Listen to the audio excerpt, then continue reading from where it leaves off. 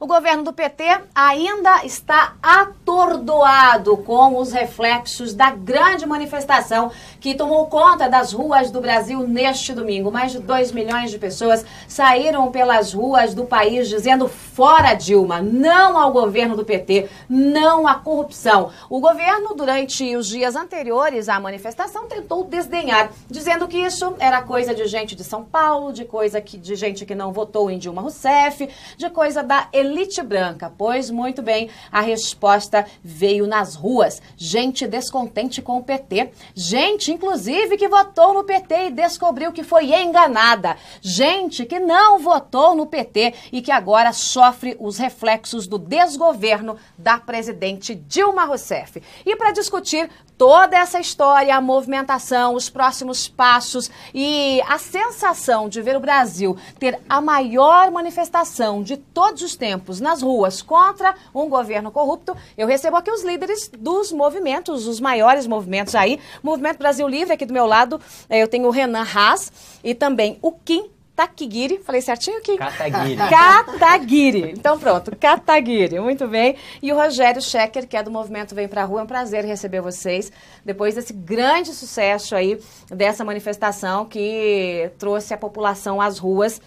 Vocês esperavam? Vou começar com o Rogério, né? O Rogério é empresário, tem 46 anos, é do movimento aí. Os dois aqui são bem mais meninos, mas fizeram muito barulho também. A gente vai chegar lá. Surpresa, Rogério, ver tanta gente assim, dizendo fora Dilma? A gente sabia que a indignação era grande, mas eu não imaginava que ela era tão grande e que ela estava já invadindo outras classes sociais, socioeconômicas. Então, a gente já sabia que as classes A, B, entrando na C, já estavam com esse tipo de indignação. A surpresa vem quando a gente já começa a ver as classes C, D e E vindo para a rua. Quando a gente gritava lá na Paulista, naquele dia, quem está aqui, vindo de lugares que não eram dos lugares tradicionais e mais da periferia, então a gente gritava para a periferia da Zona Sul, para a periferia próxima de Guarulhos, para a periferia da Zona Sul. Estava lotado de gente desses lugares, ficavam extremamente contentes de estarem participando desse ato, exercendo cidadania dessa forma tão intensa. Agora, a abrangência, não só o número, foi uma das grandes surpresas. É verdade, porque o Nordeste participou em peso dessa manifestação. E eu estava em Brasília acompanhando tudo de perto, porque eu queria saber qual seria a má digestão lá no estômago do Planalto. E a sensação era de desespero. Eles estavam atônitos, especialmente, claro, eles esperavam que São Paulo saísse às ruas, mas a estimativa do Planalto era de que de 100 a 200 mil pessoas, no máximo, saíssem às ruas. E olhe lá, né? Um dia antes, inclusive, um ministro do governo disse o seguinte: olha, a manifestação mesmo foi aquela de sexta-feira, em que os movimentos sociais saíram às ruas, MST, e eu comentei com ele, manifestação a 35 por cabeça? Falei, aí fica fácil, né? Não, algumas cabeças, nem todas foram pagas. Eu falei, isso legitima muito a manifestação, né? Então, um susto, gente, do governo é uma coisa absurda, né? Essa coisa de a gente ter aí também o Nordeste nessa manifestação é um recado muito claro, né, Kim? Kim, aliás, eu quero dizer que você não é brasileiro não, né, Kim? Onde é que você nasceu? Eu sou brasileiro sim, pô. Coreia do Norte. Cuidado que esse nome é um perigo. Cuidado que esse nome é um perigo, né? Mas não, eu nasci em Salto, interior de São Paulo. Mas é descendente de coreanos? Japoneses. Japoneses, muito bem. Kim, para você foi uma surpresa ver o pessoal do Nordeste também engajado? Não, o pessoal do Nordeste, a gente já vem trabalhando com o Movimento Brasil Livre do Nordeste há algum tempo, e é um pessoal muito bom, realmente que coloca muito trabalho nisso, um pessoal que, além de ter que levar suas vidas profissionais à frente, tem que levar o Movimento Brasil Livre, e lá realmente é muito mais difícil mobilizar as pessoas do que aqui em São Paulo. E lá eles, desde o ano passado, a gente está organizando manifestação pelo Movimento Brasil Livre, e eles, quando não conseguiam mobilizar pessoas, faziam atos simbólicos de grande visibilidade, que atraía a atenção da mídia tanto quanto até os nossos protestos daqui. Então, é claro que foi uma surpresa esse volume de gente no Nordeste, mas a gente já sabia que seria feito um bom trabalho lá, porque o pessoal de lá realmente é muito bom. Mais para o governo do que para vocês a surpresa, é isso? Eu creio que sim. O governo não esperava. O governo, ele crê que, enfim, o apoio eleitoral que eles tiveram nas eleições advindo do Nordeste iria se converter numa massa quase bovina e fiel a ele, mas o pessoal tem senso crítico e muita gente do Nordeste percebeu o estelionato eleitoral. A sensação, especialmente no Nordeste, é de estelionato eleitoral. E me choca, assim, positivamente, a participação em Maceió, né? Porque se a gente for pensar que Alagoas pertence ao Renan Calheiros, de certa forma, e também foi um estado onde a Dilma teve uma votação expressiva, você colocar mais de 20 mil pessoas em Maceió, na rua, gritando desde cedo, eles estavam desde cedo, num domingo, é uma mostra que, vamos dizer assim, parafraseando o Bob Dylan, que fala "The times they are changing", os tempos estão mudando, né? E o vento da mudança chegou lá também. Vocês trabalharam de forma isolada, né, de certa maneira, cada movimento com uma bandeira própria, e no final das contas o recado é claro, a gente não concorda com esse governo, mas assim, um não concorda querendo protestar e mostrar os problemas, o outro não concorda falando do impeachment, que é o caso do movimento de vocês, o Brasil Livre. E há outros movimentos, tirando essa coisa da ditadura militar, que eu nem vou dar espaço para isso aqui, e outros movimentos menores também estiveram ali, e sem exatamente vocês ensaiarem, todos acabaram trabalhando juntos para levar essa turma toda para a rua. Qual é a diferença entre os movimentos de vocês? Vou começar com o Schecker. Eu acho que a principal diferença acaba sendo a posição que nós temos com relação ao impeachment. O movimento deles é a favor do impeachment abertamente e o nosso ainda não é a favor do impeachment, por causa da tese legal que, na nossa opinião, ainda não existe. E não que isso seja um desejo ou não nosso, mas pelo que a gente vê, pela posição do Supremo hoje, por tudo que é acordado, como eles enxergam a Lei 1079 do impeachment de 1950, não se consegue hoje, com os dados de hoje, ainda trazer uma tese jurídica para o impeachment. Então, eu acho que nós temos que olhar como um todo quais são as ações que podem ser feitas, assumindo que o impeachment talvez não aconteça ou não aconteça tão cedo. Então, eu acho que a atuação dos movimentos, ela tem que acontecer não baseada apenas nisso, mas em outras coisas também. Um detalhe, as coisas estão muito fluidas, aconteceram alguns fatos, aliás, muito importantes hoje também, Sim. que podem mudar essas informações e trazer novas informações a qualquer momento. Estamos abertos e atentos a isso. Se a qualquer momento houver uma possibilidade dessa tese jurídica ser montada, nós podemos mudar a nossa posição a qualquer momento. O Schecker se refere à prisão de Renato Duque. Ele foi preso nesta segunda-feira, foi preso no Rio de Janeiro, levado para o Paraná. E ele é aquele diretor da Petrobras que foi indicado pelo PT. Estranhamente, o único que estava aí, leve, livre e solto, porque o Teori Zavascki, ministro lá do STF, foi legalzão com o Renato Duque e resolveu deixar ele livre, apesar de manter os operadores do PMDB e do PP atrás das grades. Ficou mais ou menos assim, o pau que bateu em Chico não bateu em Francisco, pelo menos pelas mãos aí do Teori Zavascki. Mas aí ele resolveu mexer num dinheirinho na Europa, lá se foram 20 milhões de euros, a Justiça descobriu, ele não conseguiu fazer a movimentação, a Justiça bloqueou tudo e o Sérgio Moro mandou ele passear lá na 13ª Vara em Curitiba. Pois muito bem, Renato Duque é um homem muito duro, diz que não fala nada, mas a cadeia tem um poder de deixar a gente de bico fechado com o bico mais mole, que é impressionante, né? Aguardar para ver, ninguém quer ser o Marcos Valério, ficar 40 anos atrás das grades, enquanto os grandes chefes do mensalão estão por aí, leve, livre e soltos. Voltemos ao movimento. Vocês podem interferir entre vocês também, fiquem à vontade, tá? Podem se perguntar. O movimento de vocês defende claramente o impeachment. Por quê? Com que base? A gente tem, no ano passado, né, a gente fez manifestações, a gente começou fazendo manifestações no dia 1º de novembro, e lá a gente ainda não pediu impeachment. A gente pediu investigação e punição de todos os envolvidos no caso do Petrolão, liberdade de imprensa, porque o Grupo Abril tinha acabado de ser vandalizado por causa daquela denúncia da delação premiada do Youssef. Aqueles bobocas vieram aqui fazer barulho aqui na frente, foi impressionante, uma banda de desocupado, só fizeram sujeira. E também pelo fim dos subsídios a ditaduras, né? A gente fez 3 manifestações. E aí, esse ano, a gente decidiu marcar essa do dia 15 pelo impeachment, porque a gente ganhou a base jurídica por 2 motivos, né? Primeiro, a improbidade administrativa, porque a presidente Dilma Rousseff foi presidente do Conselho de Administração da Petrobras durante 8 anos, presidente da República durante 4 anos.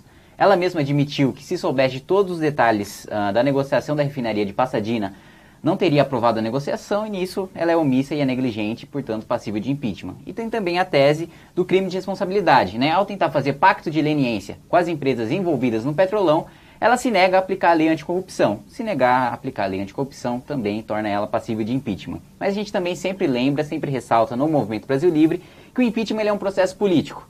É um processo que depende do Congresso Nacional. E a gente exemplifica usando o Collor. O Collor foi absolvido pelo STF e ainda assim iniciou-se um processo de impeachment contra ele. Então, todas as motivações, como o aumento da gasolina, a corrupção, o aumento da inflação, a alta no dólar, tudo isso é algo que dá força para o impeachment. Pode falar. E é legal lembrar, eu vou fazer uma citação aqui de um nome que, vamos dizer, acho que ninguém aqui nem vai curtir, mas o José Dirceu já falava, desde a época do Collor, que o processo de impeachment ele se inicia nas ruas e depois vai para o Congresso. E o Congresso, enquanto representante da população, ele tem que sentir o eco e ele tem que fazer ecoar, seja no Salão Verde, seja no Salão Azul, a vontade popular. Então, quando a gente torna o tema de impeachment não mais um tabu, mas é uma questão essencial para um país que não vê legitimidade na sua representante maior, nós estamos cumprindo um papel de quebra-gelo. Vamos trazer o tema agora, o Kim colocou muito bem por que acreditamos na fundamentação jurídica do caso, mas o principal para o Movimento Brasil Livre é a questão de trazer a legitimidade popular para que o Congresso ele tenha autoridade para fazer esse pleito no momento certo. Essa é uma discussão longa, né, e profunda, e cada jurista diz uma coisa, uns dizem que sim, que já tem fato jurídico para o impeachment, que o próprio fato da presidente Dilma Rousseff ter conseguido, com as bênçãos do Congresso, mudar a LDO, rasgar a LDO, na verdade, já poderia ser aí um caminho para isso, porque se ela não tivesse mudado uma lei que existia, ela cometeria crime de responsabilidade, estaria respondendo agora, então, como era ilegal, ela resolveu tornar o que era ilegal, legal, né? Ao final do jogo. Ao final do jogo, Ao invés né? de cumprir a lei, ela muda a lei. Claro, né? É sensacional. Né? Você pega uma arma, atira. Não, mas homicídio é crime. Não é mais porque eu vou revogar essa lei. Não existe mais. É uma coisa absurda. É só em Brasil ou em ditaduras semelhante ao que a gente está vivendo, porque é mais ou menos isso que a gente vive nesse governo. A palavra democracia anda meio fora de moda, em desuso, lá pelos lados do Palácio do Planalto. Mas ainda assim fica aquela coisa. Mas e o STF? Vai ter coragem de seguir, o Congresso vai ter coragem de seguir, né? Esse Congresso que também está fundado em escândalos de corrupção, você tem ali de um jeito torto o presidente da Câmara dos Deputados, que é do PMDB, fazendo com que o Congresso tire os joelhos do chão, o Renan Calheiros também, mas não exatamente porque são santos, né? É porque eles têm ali suas motivações pessoais, então é muito complexo, não é, Schecker? Eu acho complexo e acho que isso atrapalha e começa a trazer uma questão de governabilidade muito importante. Porque a gente está vendo o Executivo com problema já dentro do Executivo com o Ministério. Assim, começar uma reforma ministerial, começar a falar disso antes de 3 meses de governo, eu acho que é inédito, não sei se acontece em outros países, aqui no Brasil nunca teve. No Congresso já tem os problemas que nós conhecemos. A mídia, que inclusive a mídia mais amigável ao PT, já está tendo muita dificuldade em escrever alguma coisa positiva para o PT. Eu tenho imaginado qual é a dificuldade dessas pessoas chegar num dia como o de ontem, comparado com sexta-feira, comparado com os tipos e a intensidade das manifestações e a ordem das manifestações, e falar assim, o que eu escrevo aqui para conseguir defender, continuar defendendo vocês? Vai ficar mais caro no fim do mês, né? Pois ou vai ter menos gente conseguindo fazer isso. E agora vem uma nova camada, que é essa camada da população, que vem crescendo, não é uma novidade, não explodiu de uma hora para outra, mas simplesmente ela está sendo explorada. E isso é uma coisa muito importante, porque não é que de repente as pessoas ficaram indignadas, as pessoas estão indignadas há muito tempo. É que o brasileiro é um povo muito acomodado, que não tem o hábito de sair para as ruas, de se engajar e de conseguir fazer coxinha é melhor que enroladinho. Volta.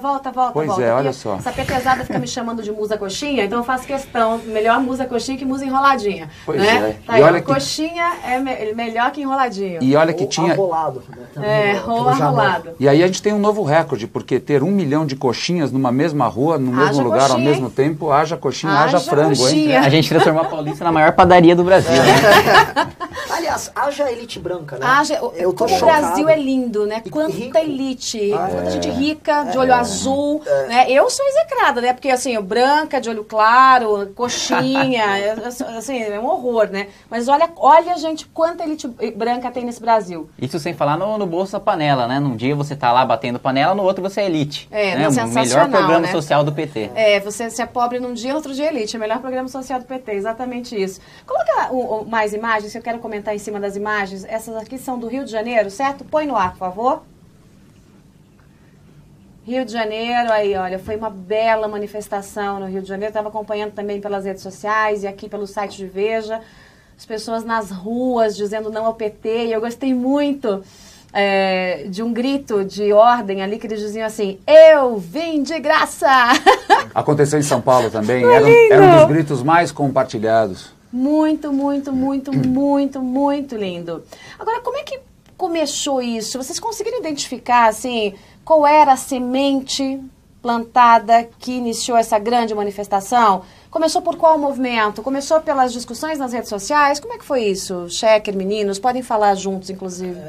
A primeira coisa que a gente recebeu, a gente começou a ver, e foi muito interessante, que todos os outros movimentos, inclusive alguns que nós coordenamos juntos, nós decidíamos uma data e publicávamos e íamos juntos nisso. Tira esse negócio aí da intervenção militar. Você não quero ver, não. Vai. E aqui no caso do dia 15, foi interessante que de um dia para o outro começou a ter uma chuva de SMS e de WhatsApps que começou a ser avassaladora. E a gente começou a achar impressionante como estava vindo forte isso. E sem vir com uma fonte identificável. Sim. E a gente até conversou na época de onde está vindo isso, está vindo, não está vindo.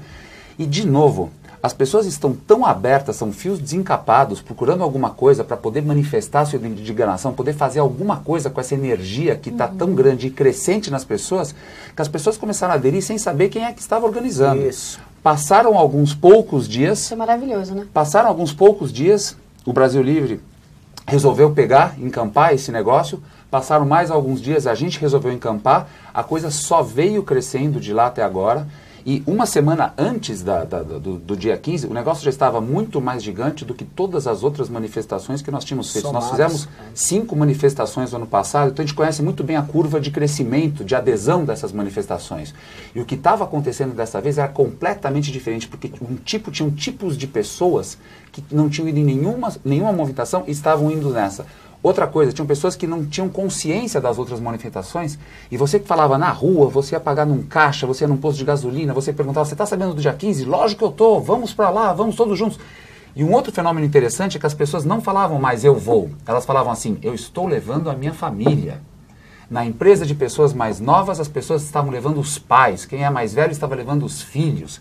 Tinham pessoas que estavam levando 3 gerações lá dentro. Então foi uma festa de confraternização dentro de um protesto. E foi interessante que os reportes que eu escutei hoje das pessoas que participaram é que mesmo apertadas, as pessoas estavam felizes. As pessoas Pulavam estavam juntas. curtindo, pulavam juntos. Ninguém estava reclamando que estava muito apertado. Não havia banheiro. E não havia ninguém reclamando disso. Exato.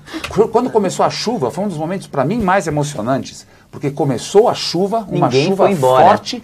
Eu olhei para os lados e a Olha, gente gente. não via as pessoas indo embora. Só aumentava, né, Checker? Foi. Olha Foi que uma lindo, isso é São catarse. Paulo. Maravilhoso. E olha lá, nessa hora já estava, você vê os guarda-chuvas abertos. Gente, eu ainda me emociono. Fico inteira arrepiada de ver. Olha Foi que uma coisa. coisa incrível. E olha só, uma coisa é uma rua cheia, outra coisa é uma rua com essa densidade. Esse cálculo que fizeram de 5 pessoas por metro quadrado, Não era isso, bem mais.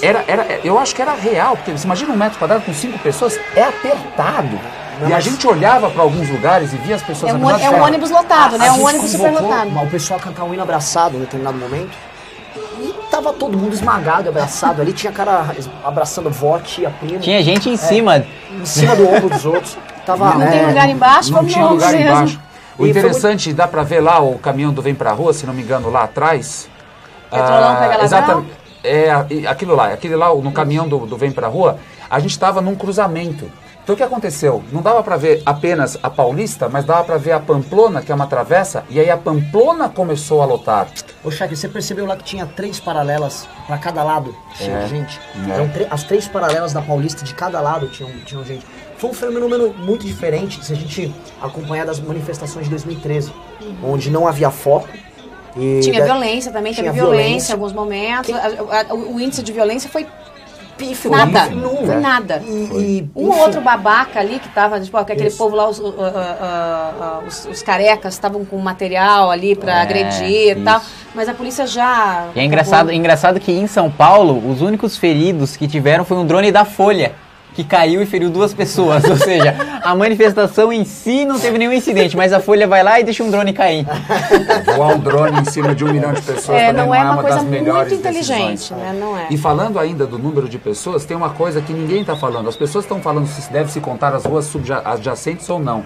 Mas tem um outro fenômeno que tem pouca gente falando. Quem estava chegando às 3 da tarde já via blocos de pessoas indo embora. Talvez algumas pessoas que só foram dar uma olhada, ou estavam com crianças e não estavam querendo ficar lá muito tempo, tinha algumas pessoas de idade vindo. Então, às 3 horas já começou a vir gente embora. Quem estava chegando às 4h30 da tarde, quem estava indo embora às 4h30 da tarde, ainda havia blocos de pessoas chegando. Então, o giro que teve não reflete mais ainda o número de pessoas. Não adianta tirar uma foto do que aconteceu na Paulista e contar as cabecinhas. Estaticamente. Praticamente, eu acredito que tem uns 50% do número de pessoas que não ficou lá o tempo rodízio inteiro e teve um rodízio. De então, a Polícia Militar estimava que a cada minuto chegavam 4.000 pessoas à Avenida Paulista. É verdade. 4.000 pessoas por minuto. É um fenômeno muito engraçado. E pegando o gancho do que o Sheker havia colocado no começo, os grupos eles têm um papel de protagonismo em iniciar um processo, né, em colocar a fagulha. Mas hoje isso não pertence mais aos grupos. Isso pertence hoje à população. A população ela se percebeu como força política e ela se percebeu como oposição. Hoje a grande oposição que o PT tem, ela não é a oposição institucionalizada nem no Senado, nem no Congresso, nem os partidos. A oposição, as pessoas se tornaram oposição. Esse é meu texto daqui a pouco. Para de furar meu texto. Spoiler. É o spoiler. Não falei meu pensamento, não. Mas essa é uma coisa até... os meninos estavam me aguardando aqui, porque hoje foi um caos, fechou o avião, aquela confusão toda. E eu estava escrevendo um texto no avião, para não perder tempo, justamente sobre isso. Porque o que o governo do PT fez, né? Logo que... As primeiras declarações dos ministros. Não, isso é coisa de São Paulo que não vota no PT.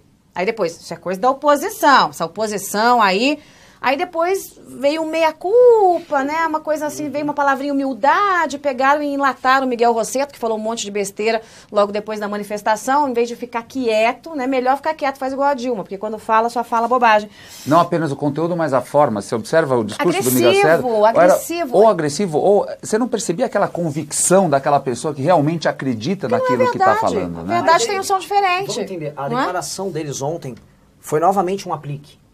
Foi novamente, o PT, ele está tentando transformar algo que não pertence a ele. Aquilo não foi uma mera manifestação contra a corrupção, isso tem que ficar muito claro. Sim. Porque se isso se converter em, saímos às ruas contra toda essa roubalheira que está aí. Calma. Existe corrupção nos mais diversos partidos, e a própria Operação Lava Jato demonstra isso. Só que isso aqui foi uma manifestação contra o governo Dilma Rousseff. Tinha endereço certo, era o Palácio do Planalto o endereço certo. As pessoas foram protestar contra o governo atual. Então quando vem o Rosseto, o Cardoso falando que estamos preparando um pacote anticorrupção. Eduardo Braga, né? Ou estamos preparando aqui uma reforma... Não vai rolar. Isso aí, assim... É tentar enrolar a população. É um absurdo. Eles mostraram diversos sinais de falta de conexão com as manifestações. Primeiro, porque o próprio presidente não teve coragem de falar ontem, né? E segundo, porque os dois ministros, você percebia que um falava em diálogo e o outro tentava desqualificar o protesto. Então, você também falar em reforma política lá... Você podia passar uma pesquisa lá na hora. Ninguém falava em reforma política. Se a presidente Dilma quer passar um pacote anticorrupção, que ela comece colocando o próprio nome na lista do GIONO, da Procuradoria-Geral da República. Esse é a primeira iniciativa do pacote anticorrupção que a gente quer. Me investigue. Me investigue. Considerado já ilegítimo, e eu não digo por quem não votou na Dilma, é um governo considerado ilegítimo por grande parcela dos eleitores dela, que autoridade, que legitimidade ele tem para pleitear uma reforma política com tese de financiamento público de campanha e com lista fechada, que a lista fechada também é um braço aberto para corrupção. Uma lista fechada do PT, você imagina que quem estaria presente? Só gente boa. O Genuíno tá de volta, olha lá, né? A turma toda. Então, agora, essa coisa que você falou da oposição, né? Porque o PT tem essa mania de dizer que São Paulo faz oposição, a gente já viu que não é só São Paulo, Nordeste também faz, e que é tudo coisa do PSDB. O Aécio Neves nem apareceu na manifestação. Ele me deu uma entrevista e falou assim, Joyce, não vou não. Falou comigo, eu coloquei no ar isso antes inclusive da manifestação, ele falou, não vou não, porque assim, eu não quero dar discurso pro PT, não quero dar palanque pra eles ficarem dizendo que é terceiro turno e tal. O Caiado tava lá, né, Sheker? Ela tava no chão. Tava no chão. E você sabe que ele tá há poucos dias, tá se recuperando de uma cirurgia. De uma guerreiro, semana. Né? Guerreiro, Caiado guerreiro. Ele tava com dificuldade de andar esses dias e tava lá no meio da multidão, ficou lá recebendo os cumprimentos de um monte de gente, que é uma figura que está crescendo, né? E um dos motivos é o motivo que eu estava trazendo antes, que é a convicção. A gente está buscando hoje, e o povo está querendo hoje, líderes com convicção e que possam ter convicção no que falam. E para terem convicção no que falam, precisam ter feito as coisas certas no passado. Isso é uma das coisas que estão pedindo. Essa insatisfação do povo de não ter os reconhecimentos do que é feito, é parte da indignação que vem do desrespeito, não é? Então, assim, o que está se esperando é que as pessoas reconheçam uma parte dos erros, reconheçam as coisas que foram feitas erradas e talvez, se for possível, nesses casos, prometam e mudem rápido de rumo. E não tragam desculpas para justificar o que os outros estão falando deles mesmos, né? Eu queria que a nossa produção colocasse a foto da Paulista, aquela cheia de gente. Eu quero mostrar aqui uma... Aí, põe no ar, por favor, produção. Tá aí o tamanho da oposição. Presidente Dilma Rousseff, senhor ministro José Eduardo Cardoso, senhor Miguel Rosseto e hoje Eduardo Braga. Aliás, tem uma entrevista exclusiva com o Eduardo Braga, vou trazer para você a defesa linda que ele faz do aumento de energia elétrica. É sensacional, parece que o Brasil é cor-de-rosa. Então a gente vê aí o tamanho da oposição. Em São Paulo. Em São Paulo. E essa oposição, caríssimos, não vai se resolver com um carguinho aqui ou acolá, ou com um tapinha nas costas. Haja cargo. Haja cargo.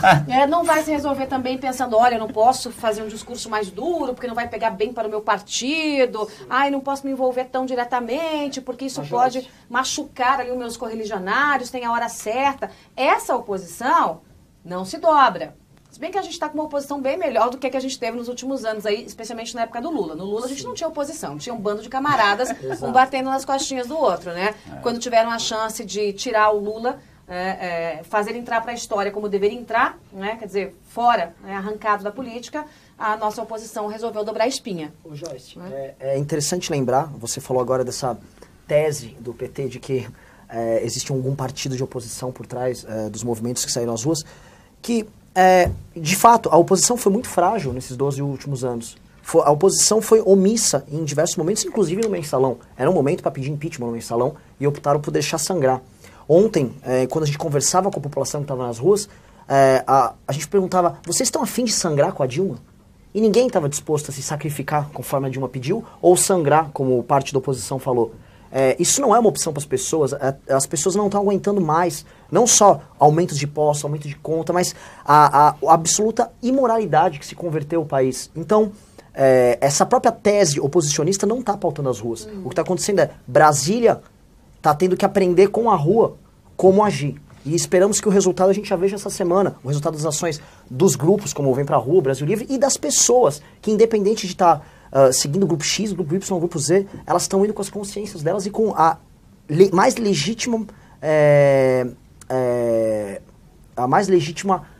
indignação com o momento político atual do país. E o governo fala em terceiro turno, né? O segundo turno foi contra o Aécio Neves. O terceiro turno vai ser contra a população brasileira, né? E nesse eu acho que é difícil de vencer. Eu também acho mais complexo de vencer. É um discurso fácil, né, para o Partido dos Trabalhadores, porque não tem outro, né, Checker?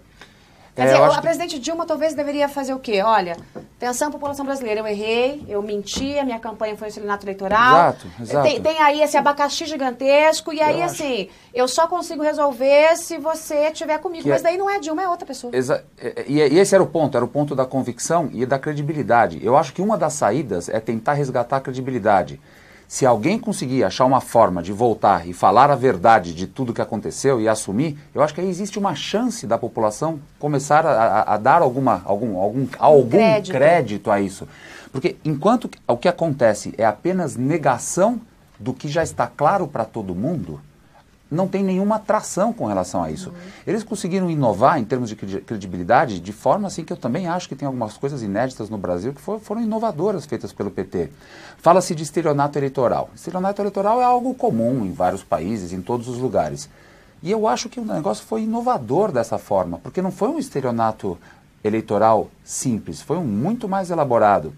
Geralmente, estelionato eleitoral você fala uma coisa antes das eleições e faz outra depois, certo? Lá o que aconteceu não foi você criticar a oposição pelo que ela poderia fazer, que seria horrível para a população, e depois fazer exatamente aquilo. É um outro nível. Então, enquanto a população não conseguir conciliar, juntar essas pontas e começar a ter um pingo de credibilidade, não adianta o número de discursos ou o número de pessoas que vão ser mandadas para frente da TV em horários diferentes para evitar panelaço.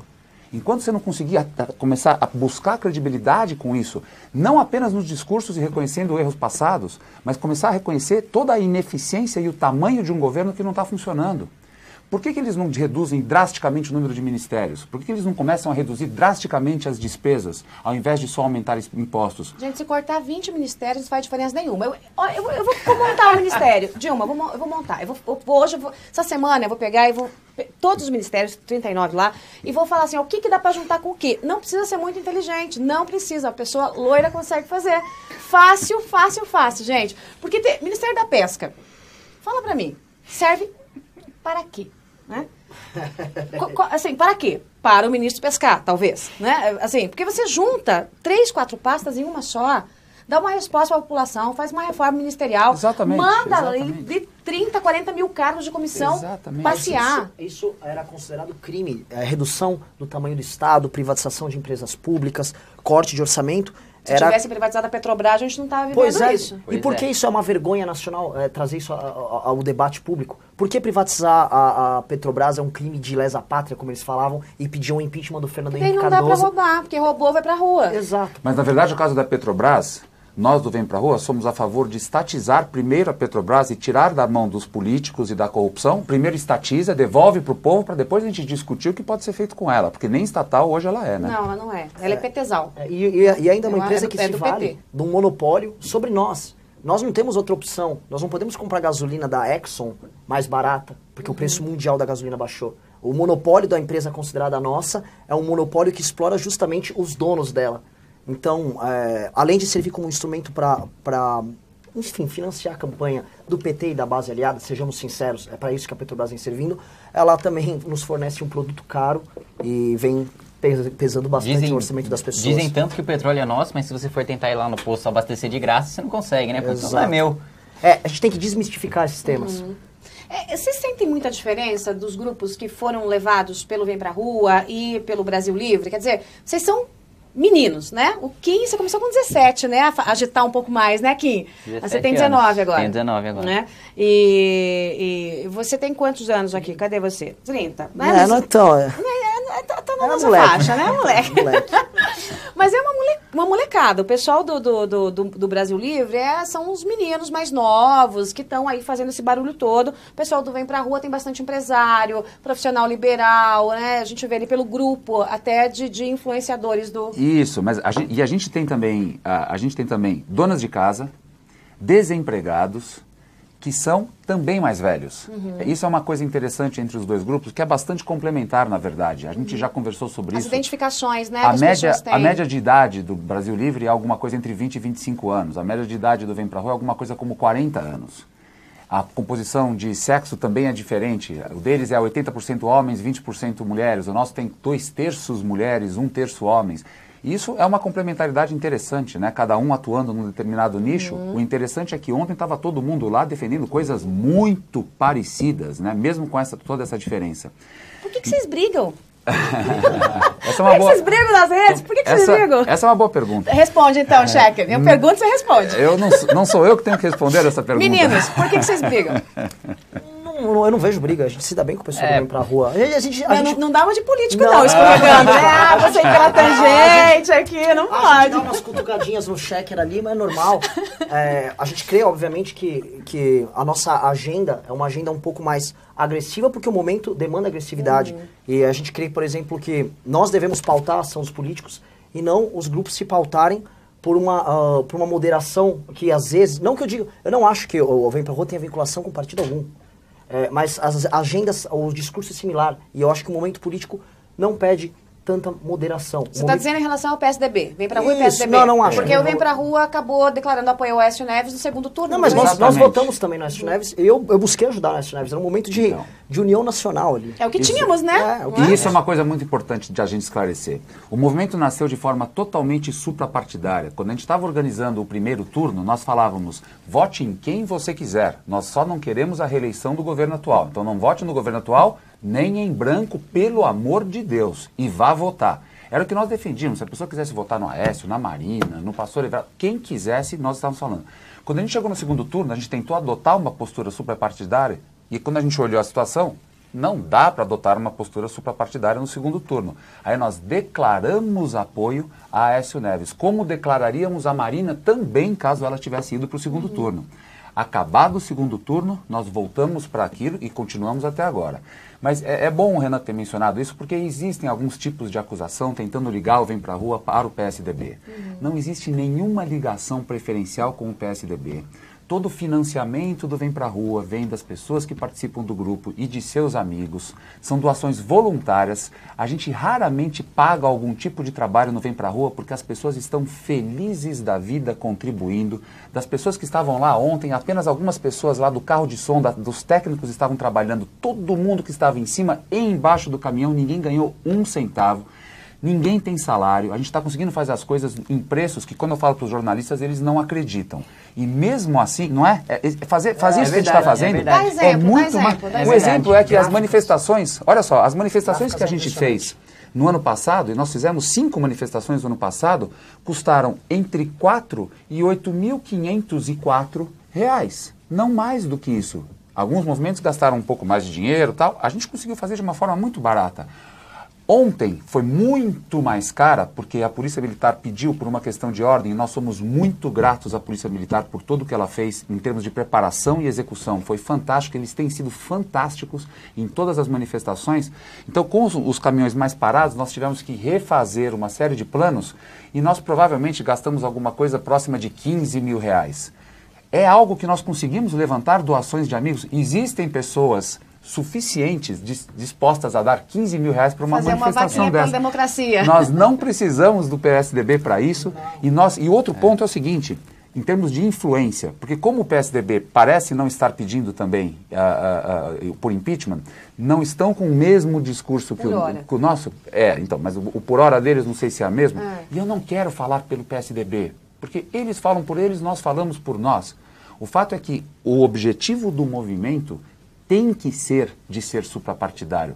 Senão, como nós vamos poder criticar, monitorar e fazer as coisas igualmente para todos? Aí acabou tudo. Se alguém quiser ter pretensões políticas no Vem Pra Rua, etc., que saia, que vá fazer outra coisa. Agora, no momento, zero. E aí, meninos? E a questão do financiamento que o Scheckler colocou é bem verdadeira. A gente recebeu acusações recentes saiu, enfim, concorrentes da Veja e panfletos... Veja não tem concorrência. Vamos dizer assim, saiu que tentam. Saiu num pessoal aí que tá na lista do Petrolão, né, o pessoal da mídia, que a gente recebe dinheiro dos irmãos Koch, bilionários americanos, né? Vocês estão chiques, hein, então, velho? Viemos de helicóptero pra cá hoje com os irmãos Koch. Tem um heliponto aqui, legal. Enfim, eles colocaram que nós estamos, de acordo com eles, seguindo uma agenda de destruição da Petrobras para que esses irmãos Koch venham aqui e comprem a Petrobras a um preço barato. Se a nossa missão é destruir a Petrobras, então a Graça Foster também recebe dos irmãos Koch, né? Porque, meu Deus, que ela conseguiu fazer lá. Então, na verdade, acho que o irmão Koch estava errando o parceiro dele no caso. E no tocante a essa questão das diferenças, novamente, a nossa pauta de certa forma, é tornar o PSDB, em especial o PSDB, que é o maior partido de oposição hoje, um pouquinho mais macho. E colocar os interesses dele de lado, porque mantidas as atuais condições de temperatura e pressão, ceteris paribus, o PSDB é o grande favorito para as eleições de 2018. Só que nós não queremos sangrar até 2018. O brasileiro não aguenta mais sangrar até 2018. O Brasil não aguenta. Não aguenta. Muito então, difícil. A postura dos parlamentares tem que ser um pouco mais incisiva. Tal qual, e não só incisiva no discurso, eles têm que fazer mais política lá. Eles têm que obter mais resultados concretos, igual quando foram minoria e obtiveram resultados concretos na CPMF, se a gente lembrar. A oposição se mobilizou, foi no blocão central e conseguiu barrar a CPMF. E agora, dessa vez, nós queremos ver resultados diretos e concretos da oposição. Eles estão muito calminhos. Eu não gostei do discurso do Aloysio Nunes falando em sangrar. E as pessoas na rua... Ele apanhou tanto por isso. Eu conversei com ele a respeito. Ele falou, não foi bem isso que eu quis dizer. Peraí, não é bem assim. Até ter um fato jurídico. Aí conversei com o Aécio Neves. Ele falou, Joyce, não é bem assim. Ele se atropelou. Conversei com o Tacha Reissati. As gravações estão todas aí, vocês vão ver. Mas, Joyce, o líder da oposição não pode se embananar num tema desses. Ele não pode... não sei, não era bem... Não, tem que ser direto. Nós estamos num momento crítico na nossa história. E outra coisa, não é só corrupção. A pergunta, assim, toda vez que uma pessoa é confrontada com a questão de mas se a Dilma cai entre o PMDB é corrupto. Gente, a corrupção pro PMDB é um fim. O PMDB se vale da democracia para ser corrupto. A questão pro PT da corrupção, a corrupção para ele é um meio. Ele se utiliza da corrupção sistematicamente desde o mensalão para comprar o legislativo. E isso é golpe de Estado. Isso é golpe de Estado. E quando a gente não vê os nossos próprios parlamentares de oposição eleitos por nós, falando isso o tempo todo e confrontando diretamente o inimigo, e aí, parafraseando Dilma Rousseff, tergiversando num tema tão sério como esse, eu me preocupo. Entendeu? Então, a rua não pode ser pautada por Brasília. Brasília vai ser pautada pela rua. Eu pergunto isso, né, de cada um ter uma linha, essa coisa de PSDB, não PSDB, porque o trabalho está só começando. E se os movimentos se dividem, eles se enfraquecem. Dividir para governar não vai funcionar com os movimentos que estão mexendo com o brio do brasileiro, né? Quer dizer, o governo do PT fez um favor ao fazer o brasileiro acordar politicamente. Porque hoje todo mundo discute política, do gari ao alto executivo, aonde eu vou, né? Como é que é, Joyce? Como é que vai ser? Tá? Eu fico o dia inteiro falando a mesma coisa. Aonde eu vou? Todo mundo discute política nesse país. Foi muito difícil encontrar. A gente sempre fala que tudo na vida tem um lado bom e um lado ruim. Quando teve o resultado do segundo turno, muitas pessoas começaram a tentar descobrir, será que isso tem algum lado bom?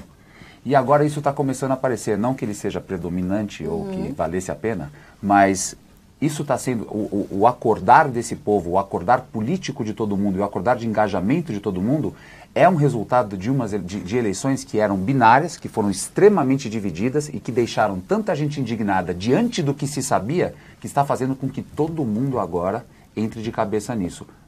Inédito no Brasil. E vocês têm essa ideia de que se os movimentos se dividem, eles se enfraquecem? Total. Dá para olhar de dois jeitos. E talvez o que o Renan vai falar é num sistema de concorrência, quando você tem mais concorrentes, você fica melhor. Até não, eu ia citar outro agora, mas só para terminar, tem dois aspectos. Você pode imaginar que você tendo movimentos, e tem essa teoria até, de que você ter movimentos que são estanque, não se conversam e concorrem, eles vão se tornar movimentos melhores. Agora, tem uma outra tese que é o seguinte... Se vocês se agredirem, aí é pior. Que esse é o ponto. Uma coisa é você tentar fazer sempre melhor e querer fazer melhor do que o outro. Isso te deixa muito, muito superior e pode te desenvolver. Agora, quando você começa a gastar tempo e energia criticando e se defendendo, quem está ganhando é quem está do outro lado. Fala, os dois aqui. Eu creio, Renan e o se a gente olhar até historicamente falando, se você acompanhar a queda do Império Romano, não foram os persas com os seus grandes exércitos que derrubaram o Império Romano. Foram pequenos grupos bárbaros, pequenas tribos bárbaras que, sem nem se comunicar entre si, foram responsáveis pela diminuição do tamanho do império e sua posterior queda. Eu acredito que grupos diferentes, grupos trabalhando de forma separada, mas tendo um inimigo comum... Dentro do campo democrático, sempre vão lembrar. Isso. Obviamente que existem divergências e obviamente a gente crê que o discurso deva ser o discurso do impeachment. O discurso da queda, porque a rua tem que dar o recado para um legislativo. E vamos dizer assim, um legislativo confuso como esse, um legislativo que, antes de tudo, está focado nos próprios interesses, se a mensagem chegar confusa e se a mensagem chegar atrapalhada, aí sim é tudo que eles querem para continuar mantendo o processo lento, demorado e enroscado que eles sempre gostam. O discurso apenas anticorrupção, isso eu tenho alguma crítica ao Vem Pra Rua, mas é uma crítica pontual. É um discurso que, infelizmente, ele ajuda o PT. Eu vi alguns parlamentares endossando esse tipo de discurso, eu não sei se o Kim também percebeu. Esse discurso... Sim, de que todos os partidos são corruptos, de que o problema é a corrupção, mas a gente salienta que o problema é o totalitarismo, né? O Partido dos Trabalhadores já passou por cima da República no mensalão, está sangrando, né, segundo o PSDB, desde o mensalão até agora no Petrolão, acabou com a República de novo, passando por cima do Legislativo com o judiciário aparelhado e ainda quer fazer a regulação econômica da mídia, né? Num país que paga quase 40% em impostos e que o governo é o maior propagandista dos meios de comunicação, regulação econômica da mídia é controle da mídia, é censura. E aí a gente volta a lembrar, vamos olhar para os nossos próprios vizinhos. Né? Será que não existe nenhuma correlação entre Venezuela, entre Argentina, entre Equador, entre Bolívia e entre nós? Ou o discurso do Stedley lá foi mera coincidência, não é? Eu quero saber os próximos passos. Para o final, a gente já estourou o tempo, eu vou querer que vocês definam para mim em 1 minuto o que foi para vocês esse movimento, porque eu confesso assim que eu fiquei... como eu queria ser mais que uma para sorte de uns e azar de outros, assim, para estar em Brasília, para estar em São Paulo, para estar no Rio, porque era uma coisa impressionante o que a gente estava acompanhando. E eu estava nos bastidores, que é onde está, né, a notícia ali. Mas antes da gente seguir para esse fechamento, e agora? Né? O Vem Pra Rua se desenha como daqui para frente? Então, é muito importante ver que a gente tem uma equipe de pessoas trabalhando incansavelmente, dia e noite, dividindo com as suas profissões. Todo mundo, Não tem ninguém aposentado lá no Vem Pra Rua, não. Está todo mundo tendo que matar um leão por dia. Então, o trabalho é incessante numa equipe um pouco menor de 80 pessoas, numa equipe um pouco maior de 450 pessoas que está trabalhando incessantemente para isso. E o que nós estamos trabalhando agora? A gente está tentando identificar onde a gente consegue mais efetividade. A gente tem uma pauta agora de Congresso que tem que ser olhada, porque o governo vai tentar fazer alguma coisa no Congresso. Se o governo não cai por um tempo, via impeachment, a gente vai ter que lidar com o governo aí. E aí? A gente vai ficar o quê? Batendo a mão, dando murro em ponta de faca de impeachment, até isso acontecer? Ou enquanto isso a gente faz outra coisa? E eu acho que enquanto isso tem muita coisa para fazer. Eu acho que ainda corremos o risco do governo trazer algumas pautas para o Congresso que não são de interesse da população, que vão ser pautas mais políticas, pautas de tentar se agregar junto com o PMDB, tentar se recompor com o PMDB, e isso de novo não vai ser pauta da rua. Então nós vamos ser extremamente vigilantes no que acontece no Congresso, vamos focar muito no Congresso nas próximas semanas e meses e tentar deixar esse processo de corrupção. Apesar de alguns talvez não considerarem tão importante, a gente acha que ele é absolutamente vital para a gente começar a dar o exemplo de um novo comportamento. Porque se isso começa a acontecer e você começa a ter punição, o efeito é de que isso não acontece de novo. É isso que a gente está tentando criar, esse mecanismo de retroalimentação, não apenas para punir o que está acontecendo, mas ao punir, impedir que isso aconteça. Por isso, para nós, é tão importante que esses processos fluam sem qualquer interferência de agentes políticos e corporativos no caminho inteiro até o Supremo, e que no Supremo a gente não tenha uma nova pizza. Uma pizza seria mortal para esse país hoje, mais do que qualquer outra coisa que poderia acontecer para o país. E vocês, do Brasil Livre?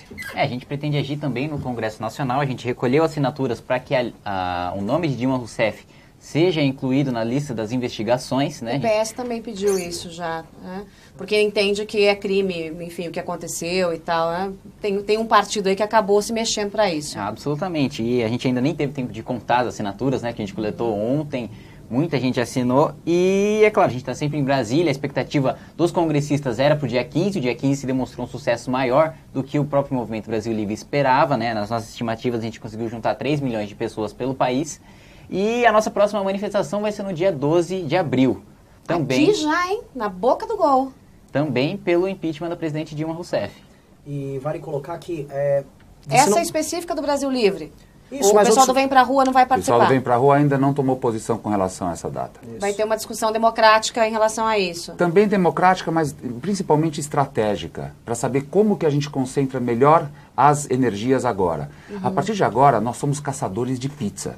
A gente quer saber quais são as possibilidades de pizza para trazer aos olhos da população o que pode acontecer. O que aconteceu na LDO no ano passado não pode acontecer de novo. Nossa, eu fiquei batendo tanta panela aqui na cerveja com aquela LDO. Joyce, meu Deus do céu. eles agem muito rápido e eles sabem que eles têm que agir rápido nos casos em que a população pode se levantar contra isso. Então nós precisamos estar muito atentos e sermos muito ágeis para reagir a essas tentativas de que o povo não se levante por causa disso. Essas manifestações consomem muita energia. Elas não consomem muito dinheiro, elas consomem muita energia. Exato. Então a gente precisa ficar extremamente atento para essas tentativas de pizza que vão acontecer, talvez em diversos órgãos e diversos poderes, para não derrubar de novo a esperança do povo brasileiro. E por fim... Vocês decidiram fazer, só para terminar a resposta, fazer tão coladinho assim, por quê? Para manter o calor e a pressão? Manter o calor, a pressão e outra coisa, para manter a narrativa. Não adianta apenas você fazer a história acontecer, você tem que saber contar a história. O PT quer contar a história como se isso aqui fosse um mero insatisfação contra a corrupção. Inclusive o protesto do dia 13 deles, com os seus agentes pelegos pagos a R$35 de pão com mortadela, também falava da corrupção na Petrobras. Nós estamos falando de algo maior.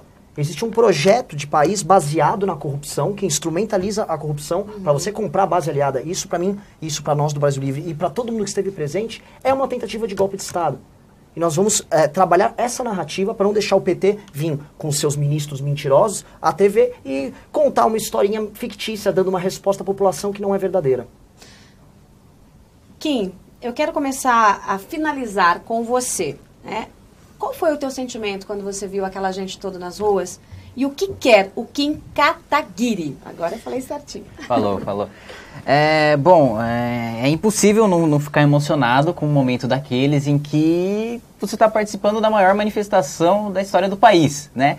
E mesmo como se uma pessoa comum que estava lá andando, se manifestando com seu cartaz, já estava se sentindo incrivelmente bem, tinha pessoas chorando, imagina eu que estava discursando lá, ouvindo as pessoas apoiando a causa, apoiando o impeachment, apoiando todas essas coisas que nos levaram a nos indignar contra o governo Dilma.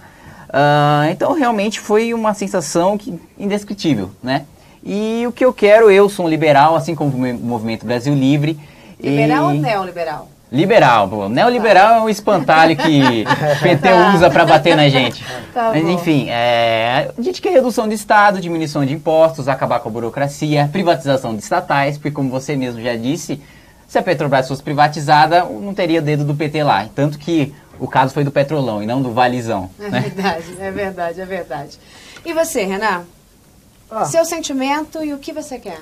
Também fiquei emocionado, não tenho muito a colocar. E, assim, saber, a gente olhar em outros estados e ver em estados que, em tese, eram praticamente feudos do PT, a população se rebelando e saindo à rua e demonstrando a insatisfação deles, isso é incrível. Isso é um sentimento de união nacional e é quase uma refundação do país. Né? É um momento onde os brasileiros eles encontraram sentido e encontraram em outros brasileiros irmãos. E o PT tentou ter essa comunhão na Copa do Mundo enquanto propaganda, mas as camisetas verde e amarela e as cornetas, as vuvuzelas foram usadas ontem. E isso é uma grande ironia. Gastou-se tantos bilhões na Copa do Mundo, mas a energia e o patriotismo tiveram presente ontem contra o PT. Isso é muito especial. E minhas palavras, o que a gente pretende, assim, nossos sonhos de país o que o Kim colocou agora, é um país mais livre, com menos impostos, mas com dinheiro no bolso das pessoas e não dos políticos. Vem pra rua, Rogério Schecker. Tua visão de tudo que você viu ontem, nesse momento histórico, e o que o movimento quer e você especificamente quer?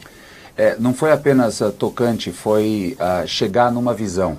Quando a gente começou o Vem Pra Rua, a visão era de que a quantidade de indignação no Brasil justificava fazer um movimento que ia levar 1 milhão de pessoas para a rua. Isso ontem finalmente aconteceu. Então, no fundo, é a consecução de um objetivo que traz para a gente uma responsabilidade muito maior, traz a responsabilidade de continuar. Uma das coisas que mais me tocou ontem foi ver a quantidade de crianças que tinha lá. A gente é uma geração que cresceu acostumada a não dar certo, porque as coisas não funcionam no Brasil. A gente está vendo crianças agora já nascendo e vendo essa cidadania. É uma geração que jamais vai conseguir admitir, por tanto tempo quanto a nossa geração admitiu, esses desmandos e esses abusos desse governo. Então, independente do que acontece no curtíssimo prazo, a gente está começando a mudar a história e a gente vai ter uma fase muito mais interessante daqui para frente, com uma participação popular que nunca se viu nesse país, não concentrada num dia só, mas constante, o tempo inteiro. Vai fazer parte da cultura do brasileiro. E daqui a 40 anos, se Deus quiser, ninguém mais vai falar que o brasileiro é acomodado. Isso faz parte da nossa visão e para isso a gente tem que trabalhar muito. O nosso grupo de pessoas está extremamente dedicado e motivado, porque agora todos estão acreditando que é possível. E enxergar o povo agora acreditando que é possível é uma das maiores alegrias que vem para mim e para toda a equipe do Vem Pra Rua. Muito bem, para fechar eu quero colocar de novo aquele vídeo da Paulista lotada. Põe no ar, produção, porque esse merece ser visto para sempre, muitas vezes. Olha só, eu termino esse debate aqui mostrando o tamanho da oposição, presidente Dilma Rousseff. Turma do PT, é oposição, é oposição partidária?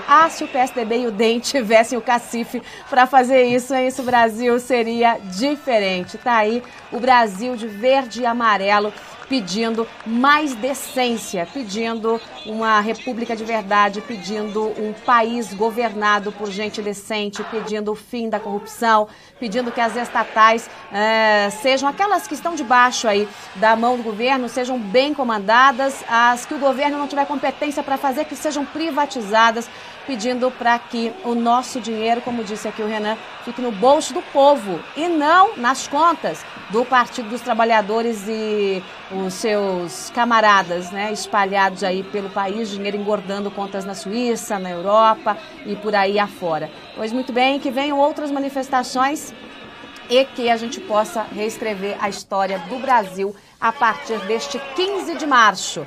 Que vocês possam trabalhar juntos, ainda que separados, e cada vez mais fortes. Vai acontecer. Obrigada, Schecker. Obrigada, Renan. Obrigada, Kim. Adorei a conversa. Mostra a camiseta. Eu ganhei uma. Peraí. Tá aqui debaixo, ó, gente. Eu deixei aqui no cantinho, ó. Eu ganhei uma camiseta, tá? Vou mostrar pra vocês. Tá aqui, ó. Brasil livre é Brasil sem PT. Quem é que... Cadê? Tá aqui? Quem é que discorda? Quem é que discorda? É isso aí, Brasil livre é Brasil sem PT. Quem diria, hein, que o PT de ontem virou esse PT de hoje, hein? O PT que chegou a mexer aí com o coração e com a esperança de muita gente e virou essa coisa que hoje comanda esse projeto criminoso de poder. E, se me permite, só para finalizar, claro. E faz parte do sonho e faz parte desse projeto de poder, uma coisa que a gente quer mudar é essa luta e essa guerra de classes no Brasil. Não são empresários contra trabalhadores. Tanto empresários quanto trabalhadores pagam impostos. Eles estão do mesmo lado da equação. Quem está do outro lado é quem recebe esses impostos e é pago para fazer esse dinheiro trabalhar em função de um povo. Isso é uma coisa que a gente precisa... Inclusive, os mais pobres são os mais que mais pagam impostos. Porque os mais pobres não têm como fazer poupança. Exato. Né? Então, essa guerra de classes que tem sido tão danosa para todo mundo e para a elucidação das pessoas é algo que a gente precisa mudar o mais rápido possível. E, Joyce, só uma parte que vale a pena colocar. Eles falaram tanto de elite branca. E se você pegar os discursos mais bonitos, foram de garotos negros que subiram nos caminhões e falaram e deram o recado deles. Gente que veio de Parelheiros, gente que veio de, enfim, de toda a periferia. Nós tínhamos o Marquinho do Lixão, catador de lixo lá, revoltado com o governo. Esse PT não entende nada, né? Esse PT sabe o que é elite, mas não entende nada de mais nada. O próprio Reinaldo Azevedo brinca aqui comigo. Olha, a gente é elite branca, trabalha 15, 18 horas por dia, feliz da vida, para tentar fazer a informação chegar de forma qualificada aí do outro lado, para fazer com que a população entenda as coisas e não fique consumindo aí essa informação que vem lá do PT, goela abaixo, e acabou aí deixando muita gente durante muito tempo adormecendo na ignorância. Ainda bem que o povo acordou. O presidente não acordou ainda, mas o povo acordou. Obrigada pela participação de todos vocês. Aqui em TVeja, tvdeveja.com, você já sabe, a gente tem lado o seu. E hoje a gente discutiu esse dia tão importante para a história do Brasil e do mundo. Tá aí já na segunda-feira em todos os jornais, grandes jornais aí fora do Brasil, no grande sucesso e o grande recado que a população deu, tomando as ruas deste país, mais de 2 milhões de pessoas dizendo fora Dilma, não queremos mais corrupção nesse Brasil, não queremos mais um Brasil que está debaixo das garras do Partido dos Trabalhadores, queremos decência na política, queremos aí uma máquina mais enxuta, queremos o dinheiro público bem utilizado, não queremos mais ter o nosso dinheiro compulsoriamente tomado do nosso bolso. Tem uma piadinha no Congresso que é assim, o que vai chegar a 5 primeiro? Popularidade da presidente Dilma, as ações da Petrobras, o dólar, me faltou alguma coisa. Popularidade, a aprovação. Popularidade, dólar e Petrobras. Acho que a popularidade. Tá pertinho disso, hein? Muito obrigada pela companhia de todos. E você já sabe, aqui em TVeja, tvdeveja.com, a programação não para nunca. Então já já a gente se vê. Tchau.